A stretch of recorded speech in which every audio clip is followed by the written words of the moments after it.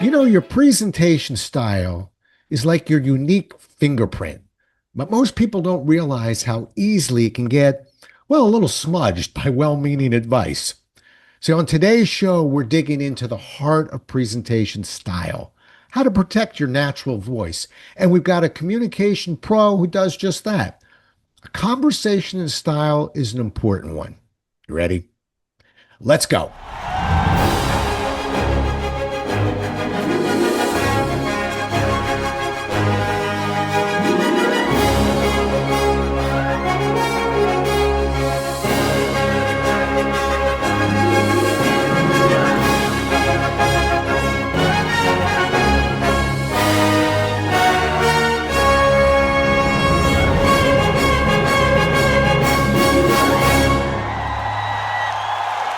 Today's guest, Roberta Ndlela, is a South African native of Zulu heritage. Her corporate career started in 1995, a year after South Africa abolished apartheid policies. She says that school might have taught her generation that good grades will accelerate your career, but they forgot the communication skills piece. And it's not just there, by the way, it's here too. I'm going to let her take it from there, from here, but because I think she'll do a better job of telling you about her journey than I will. So I'm going to step out of the way. Roberta, so nice. Welcome to the show. Roberta, it's midnight where Roberta is right now. So she has soldiers on. She's ready to go. Welcome. And tell us a little bit about yourself. Thank you so much for that wonderful introduction, Rob. I'm so glad to be here. Yes, as you mentioned, started my corporate journey a year after South Africa had its first democratic election. Now, if you are in a boardroom with people you were literally told it's illegal to be around, and now you're suddenly thrown into just be a team and work together. Can you imagine how crazy that sounds? Wow. Wow. Yeah. I, I, So I that's how I started. I, Mm. I actually can't imagine that. You know, it's funny. You say that sometimes people will say stuff, and our knee-jerk reaction is, "Oh yeah, I can imagine that." Well, no, I actually can't imagine that. I read about it, and we certainly were following apartheid and policies, and but to experience it, no, I can't imagine. Uh, Let me back up a little bit. How close was I to your last name? How close? Very close. You actually did very well. I'm proud of you. Thank you. We were practicing a little bit, but it's rare I throw my hands up in the air and go, I'll just do the best I can. But no, my Mhm. name is Jollis. People call me Jolly Joels. Doesn't bother me that much, but when somebody wants to get it right, I'll help them. And then it's up to them. Well, pleasure having you here. Let's talk about this. I want to start with the confusion that centers around the topic of style. And I really do think this is important. Why is presentation style so misunderstood? Why do people struggle with this, in your view? Mm. Speaking of my journey and my history, not just corporate, remember, Rob, not to give your age away, but for me, back in the day, remember we had that first generation of motivational speakers, your Les Brown, Brian Tracy, Jim Rohn, who mentored Tony Robbins. That first is the Zig Ziglars. So those were I would say the five guys that the entire planet looked up to say, if I want to be a presentation, if I want to be a speaker, I want to be like them. I want to move like them. I want to sound like them. I want to be the storytellers that they are. So those were the only sort of avatars that we looked up to if we wanted to be presenters. And then you had this next phase of everybody starting to now write books and say, they wrote books as well. You know, we quote Zig Ziglar a lot, for instance, about the sales. If you want to be rich, you give people what they want and things like that. But then you started to have people who wrote books from that first generation that we looked up to, and sort of gathered all the information into one platform and say, okay, if you want to be a great presenter, these are the things you do. Now, to this day, we do still share that, okay, do this, move this way, have this on your presentation.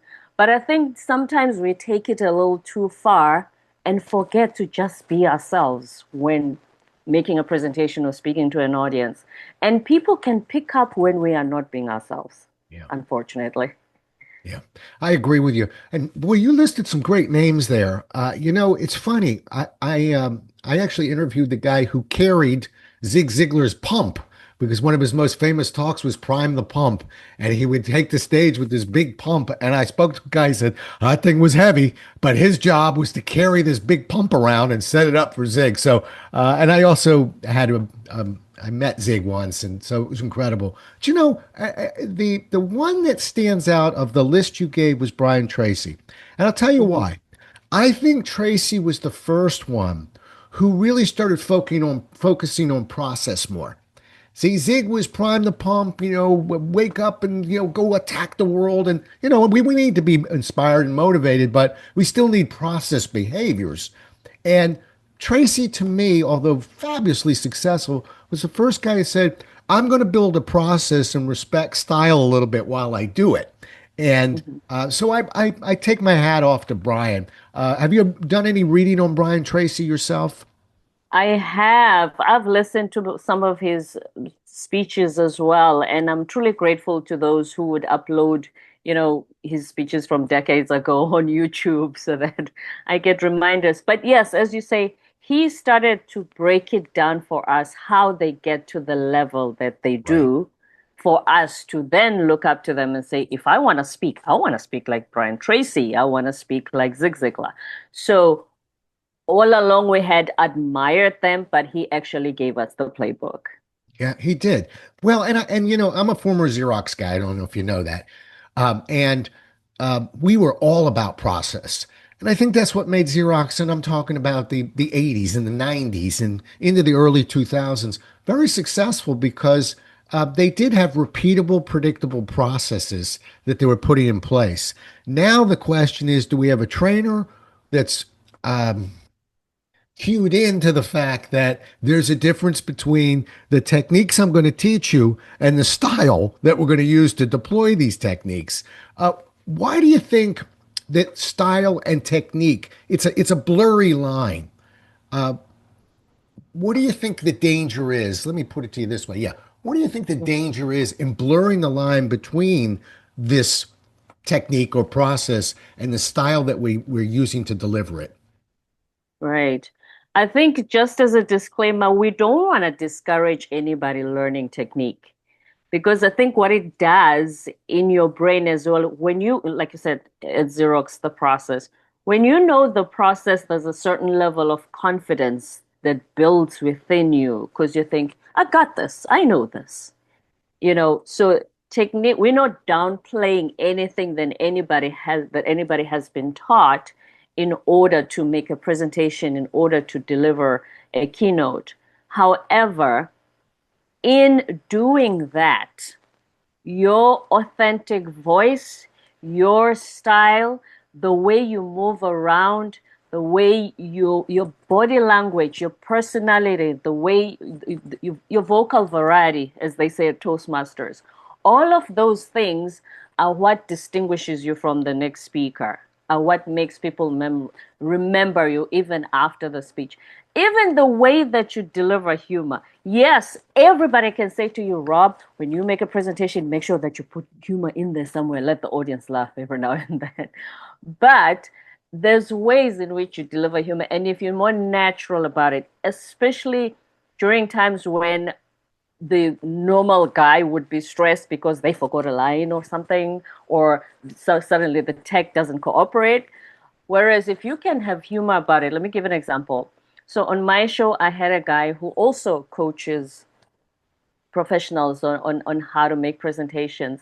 He said one time, just as they were setting him up and he had been introduced, just before he gets started at the kitchen, it was a whole auditorium with a kitchen behind him.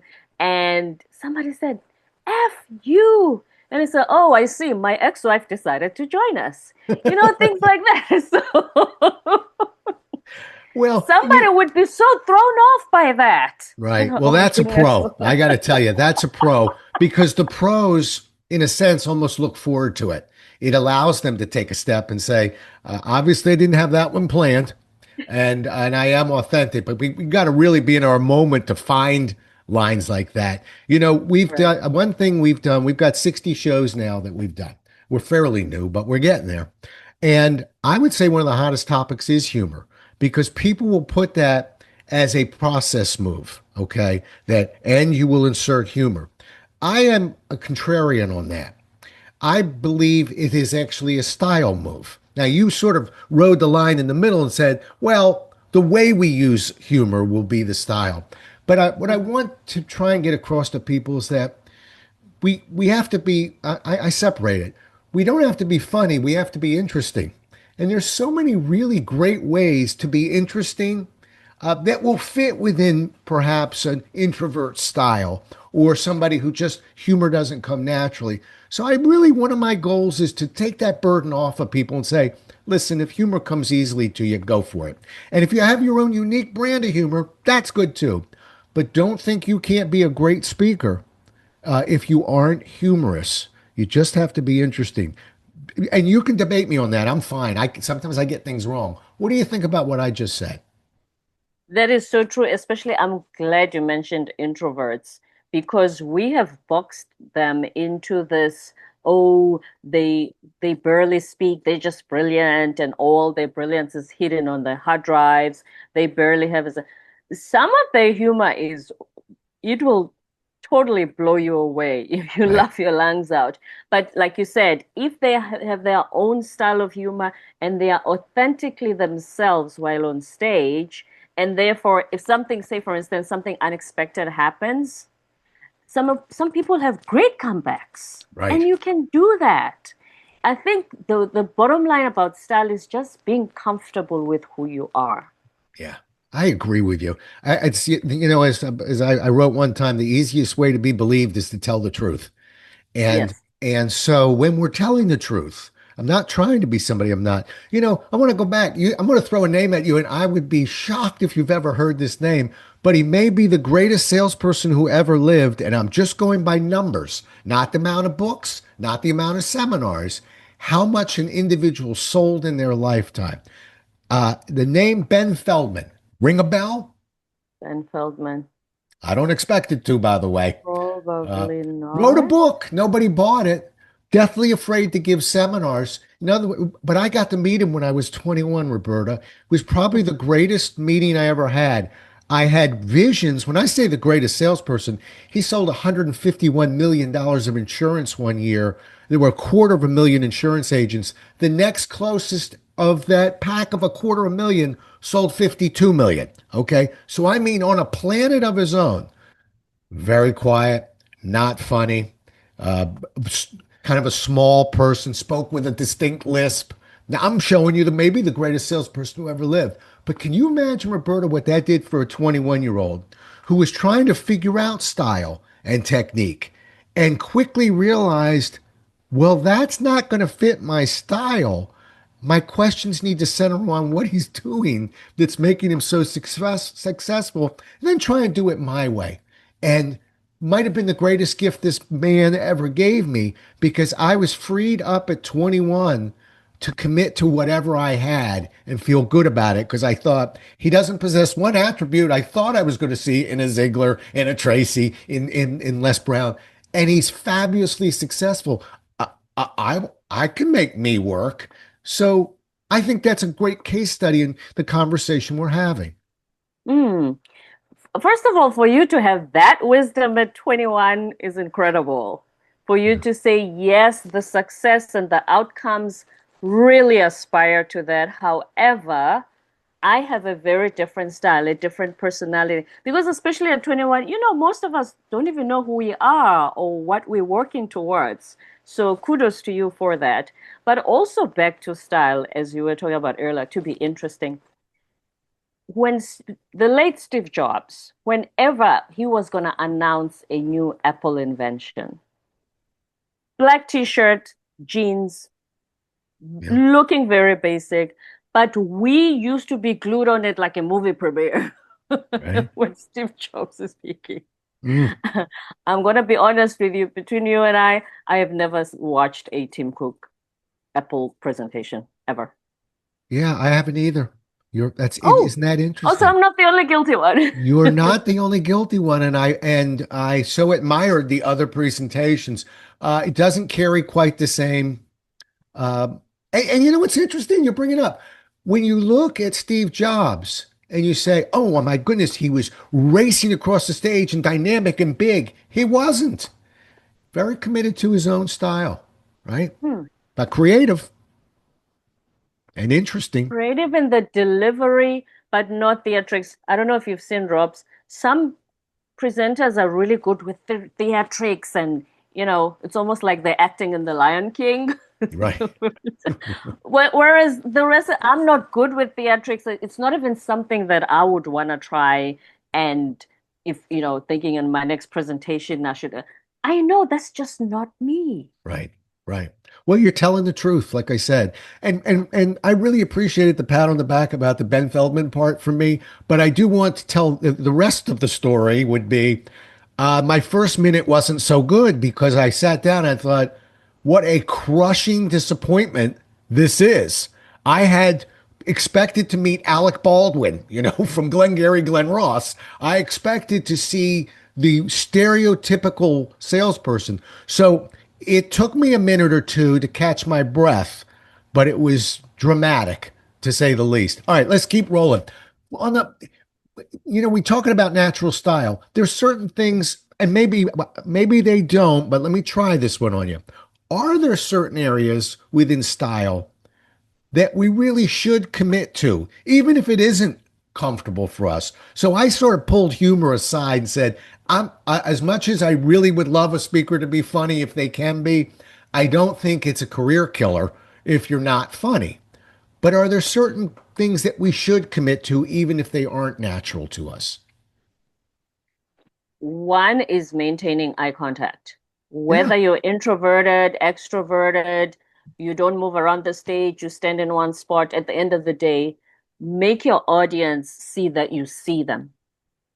That's very important because that's how you're going to keep their attention. yeah, I love Don't that. be in oh, I'm just in a hurry to deliver this thing because my boss asked me to and I'm done. Or I'm paid for this keynote and they said just take for 45 minutes, I'll get through these slides, be done with it, get my paycheck and fly back home. That's not what this is about. Really engage with the audience, just eye contact alone. And this thing of no matter how shy you are, Rob, you can still look around the room. I know some people have received this technique, this advice, this technique of, oh, if you're nervous and you don't want to look at them, just look above their heads at the back of the room. I'm not sure how you feel about that, but I just think that the more you look at people, the more you get to be comfortable being in the room with them Yeah. as you are delivering your presentation. Yeah, perfect. I'm moving into sales training for a second. It's actually one of the first modules I teach is style, and I come in through the side door on that one. I talk about that one a little bit later if you'd like, but there I am trying to separate style and technique. But to your point, when I say things like, we have to listen and ask questions, which is the most basic building block of sales, or really any profession, and yet so many people don't really do it all that well. I'll never accept the fact that, well, my style is I don't like to listen and ask questions. Well, then your style is you won't be in sales very long, or successful. And see, so there are certain points that we have to make sure that we don't, this isn't a get out of jail free card. You can't just apply it everywhere. But there's certain things that are just fundamental pillars of presentation. And I agree with you. Eye contact, I can't imagine somebody, and I coach speakers who would look at me and go, my style is never to make eye contact. Well, we want to be true to your style here. No, that's not really a style piece there. I think that might be more technique wise. So we'll just figure out how you're going to make eye contact, but you will make eye contact. If we flipped it, Roberta, on the flip Mm-hmm. side, what do you think? What habits should we let go of? And I started the bidding on this one with humor. Although I got to tell you, I even looking and speaking to you, I might say that put that back on the technique side and say we'll find a style that works for you in humor. But give me another one. What do you think is another one that we could let go of? It doesn't. We don't have to have this one. Letting go, I think a lot of people struggle with letting go of hang-ups about it needs to be perfect.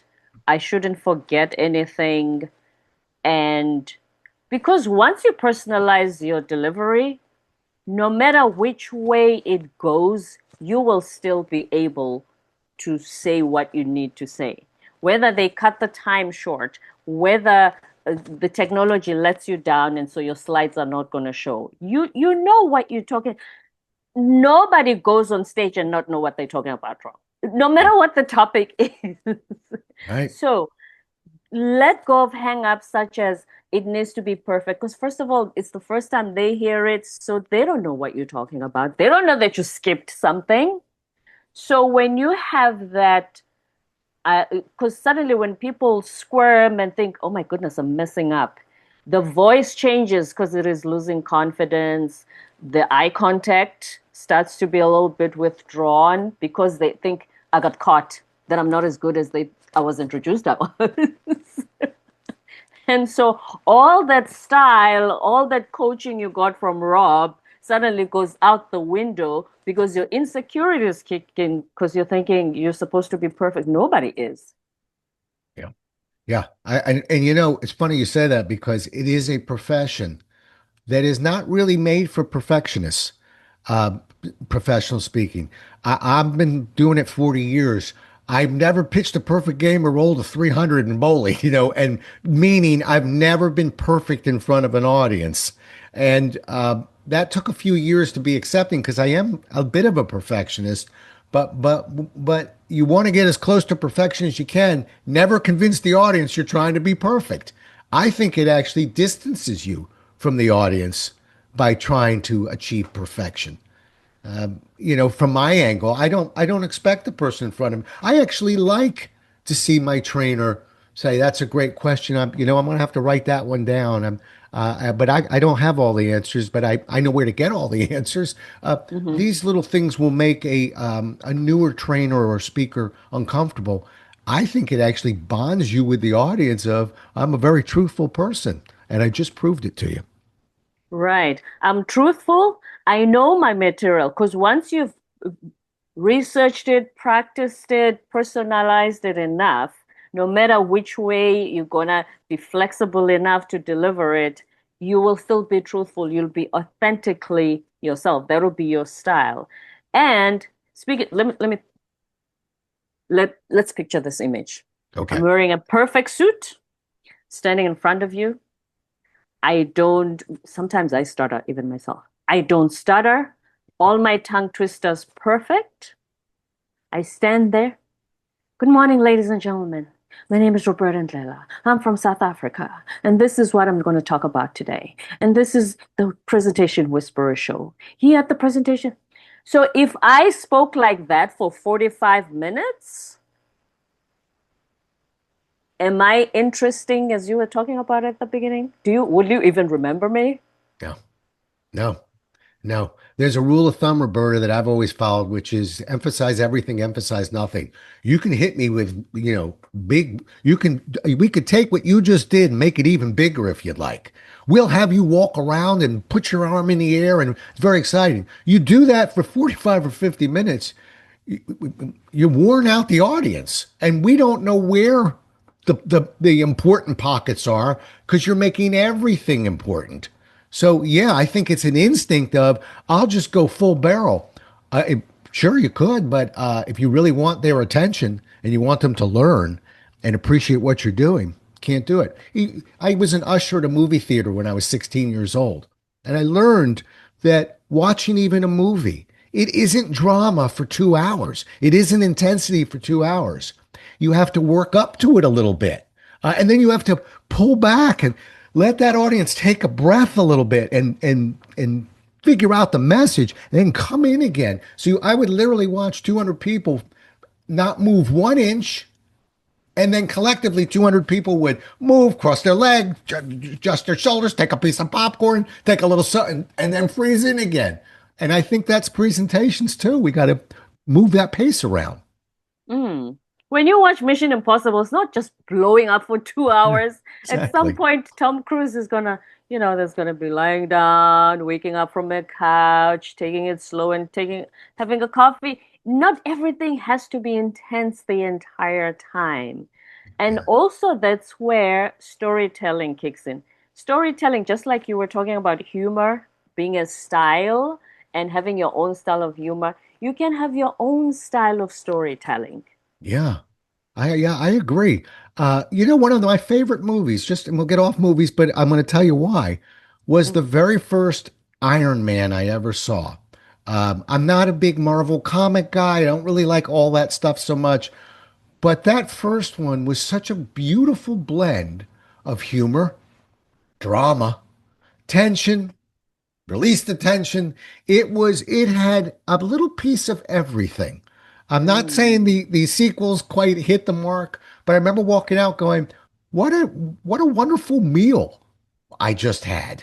Uh, because it moved around. I want my presentations to do that too. I need moments that aren't funny.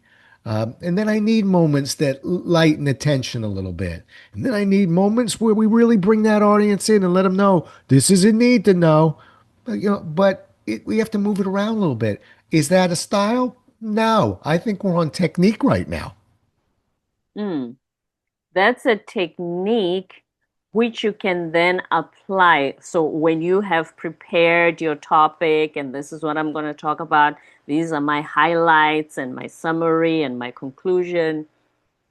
When going through that journey, taking the audience through that journey, yes, you apply that first Iron Man principle of like it's like a wave. Yeah, There's up and down. Yes. exactly. Have you ever seen the movie, the very first Iron Man with Robert Downey Jr.?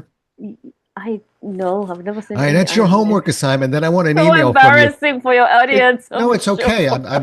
Half the audience probably never seen it, but I want you to see it because I'd love to exchange an email with you, and you'll see what I mean when you Okay. go out and say, what category was that movie in? I don't even Hmm. know because I can't call it a comedy or a drama or an action. It had a mix. And so, anyway, presentations, I like that. I want to actually go back to one other thing you said. You were talking about, you never forget really that you're on the stage. You may forget other things, but that I'm talking about this, I'm on stage, I'm doing such and such. I think that was actually an important point you made. I'll tell you why. Because sometimes people will take movement, which I think both of us would agree is a pretty important technique to use when speaking, not to be holding on to that lectern or frozen in one place. And yet they get nervous. They go, well, Rob, I haven't given the presentation. I might get lost while I'm, away from that lectern.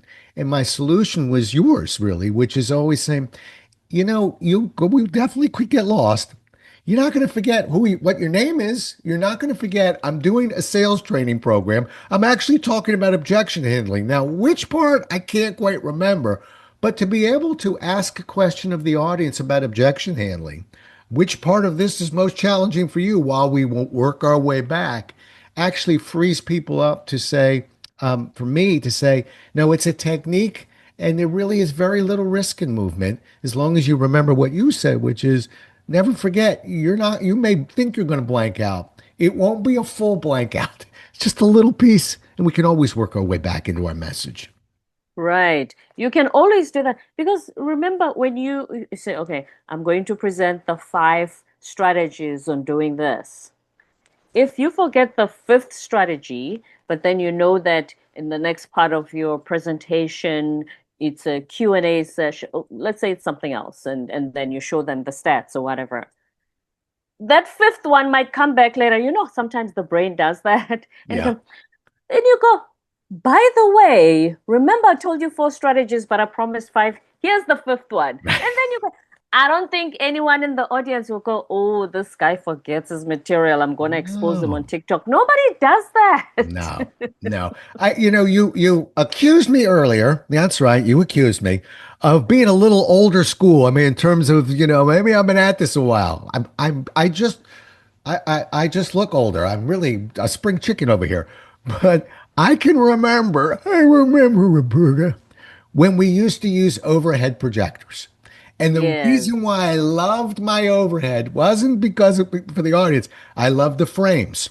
And the reason why I love the frames is that's where I put my 5 steps of whatever. That's what I forget. Don't forget to tell the story about your eyeball, whatever it was. And so by positioning slides on an overhead, maintaining most of my physical presence in front, looking at the audience, I could catch every move I needed to make. When they took that away, we can't catch everything off PowerPoint. We'll be building horrific slides if we think we're going to write everything on them. So those 3 words we're hoping will jog our memory. But I got to tell you, there's a piece of me going, whew, it was a lot easier when we had our frames. They were I'm- like your wingman. exactly. All right. But Well, back to that, that's a bit, yeah, I was about to say, like, yeah, can yeah, we just take a minute to discuss the yeah. part about, because everybody always asks me how much should be in my slides.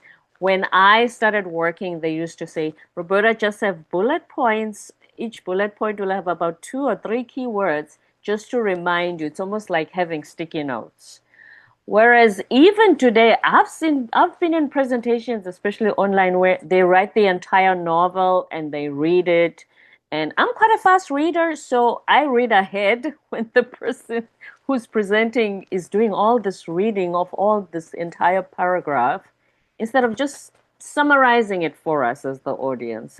Is that a style or a technique issue? Okay. See what a great. I was actually writing that. I was going to follow up with that question to you. So let's do that. What a perfect example. I happen to think that this is a technique issue. Okay. How you position your 4 or 5 words, whether you might want to put a small graphic in. Okay. I'm fine with that. But the reason why I say technique and not style on this one is because I don't think if somebody said, well, my style is to put a paragraph for each bullet in smaller fonts so that I can read it better or whatever, I'd say that's a faulty technique. The technique is PowerPoint and limiting our words. How we position them, what color you may want to use. Okay, I'm all right. But that's to me, it's somebody saying my style is not to listen and ask questions. Sorry, that's a technique. We just have to figure out what kind of questions you're going to ask and how you are going to implement listening. You don't have to stare at people to, maybe you're not comfortable with that. There are other ways to actively listen. But you can see why this is such a beautiful topic because there's gray areas to it and people get Mm. confused.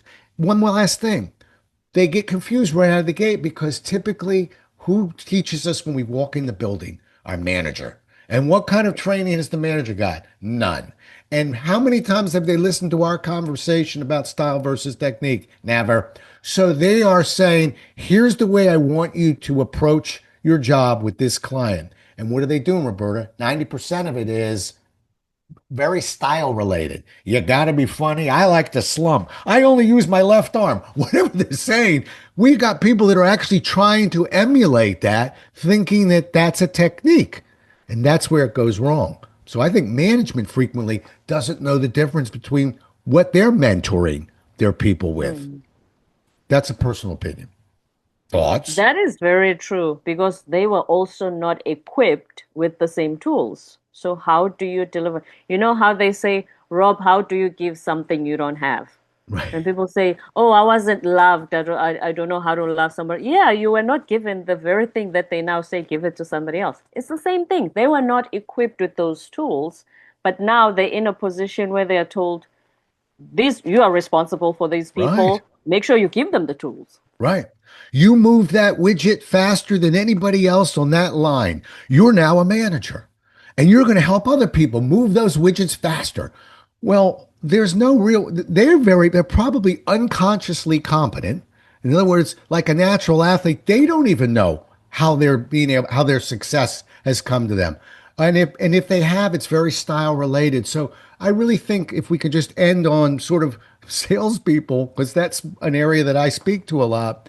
So many Mhm. salespeople are they're stuck before they get out the gate to get started because they have a mentor, could be a manager or just a mentor, who has given them so many style related tips that don't necessarily fit their personality that they're going to use because the mentor told them to. And they're wondering why it's not going well. When you say it, Larry, it sounds good. When I say it, doesn't sound so good. There it is right there. Here's what we always highlight when it comes to, first of all, salespeople. Just like in a call center, you know how you get training and you're scripted. And our frustration with call centers, what is it, Rob, is that if I call you about something, just my problem is just a little different from the script you are given. You still give me the script. You are not speaking to my problem because That's right. you are just, ma'am, our policy is this and this. That's not the question I asked. Was I able to answer your question today, ma'am? No, I haven't even You got it did out yet. not. Right. Because you are here's the thing. It's the same with sales training. It's great and it's needed. However, just like you said at the beginning, listen to your customer. If because you will not believe how many clues your customer gives you for you to handle potential objections if you were just listen a little bit instead of being a call center agent who just recites a script because you received sales training. You'll be amazed you can close a sale because you listened. A I agree. customer is always giving you clues if you're a Yeah. salesperson. Yeah. No, I spend 2 days. I frequently don't do them as much as I used to, but for years and years, gave 2 days, 16-hour sales seminars. And I had occasionally people walk up and go, loved it. For the rest of my career, I'm going to ask questions, I'm going to listen, and I'm going to be cognizant of when to use open probes. And a part of me used to go, oh, that's all you got in 16 hours. And another part of me would go, Roberta, truly, if you commit to what you just said for the rest of your career, you just had the greatest sales training program you'll ever attend. I mean Yes. that. Yes. All right, When they Roberta. say two Yeah, ears, one mouth, use in proportion. I agree. I agree. All right, let's bring this in for a landing. If somebody listening right now, we're walking away with just one thought, idea, piece that they got. We already, you can't use ask questions and listening. Roberta and I already used that one. Okay.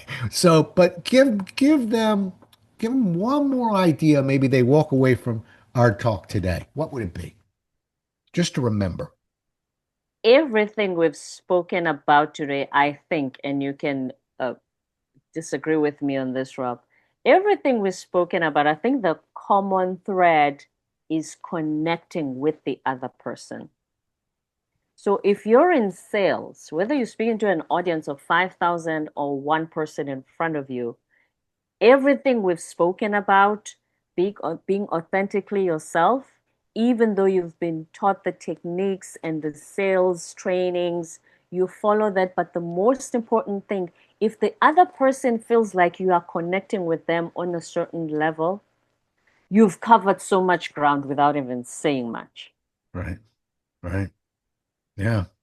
Well said. You can tell why, and I don't think I opened up a show going, "This is important. You better listen." But I really think that this is a career changer when you really understand. That's why I say that Ben Feldman moment for me. I didn't know it. I was actually mildly annoyed that this is the greatest salesperson who ever lived. I'm 5 foot 10 inches, and I towered over this guy. Okay, small, lisping, talking. This is it from the East Liverpool, Ohio. I don't even know where that is. This is the greatest. Now, fortunately, I couldn't get up. It was a meal, but that was a blessing. I hope that our conversation today satisfies that with people who are listening to really understand nobody does you better than you. Commit to Yes. you. Learn solid, in presentation whisper, learn solid training techniques, and then figure out how you do them your way. I love the talk today. How do people get a hold of you, Roberta? I am found on LinkedIn, and you will see my name on the screen, the one that Rob so eloquently pronounced, Roberta Ndlela on LinkedIn. I'm probably the only one. I think you are. Yeah, everybody reaches me on LinkedIn. Yeah. Thank you very Good. much. That's how we connected. So I can tell you, Roberta's got her eyes open on LinkedIn. Go find her on LinkedIn. We'll have her contact information up here. Been an absolute pleasure talking to you. Thanks for staying up, by the way. Again, I know it's late there, but you did a fabulous job, and I'm just grateful to have had the conversation. Thank you. I had so much fun. Thank you so much for inviting me to the Presentation Whisperer. And I hope anyone listening found some value in our conversation because we really had a blast. Thank you, Rob, for Yes. inviting me. Well, it was a pleasure. And we'll do it again as well as we can next time, everybody. Until then, stay safe.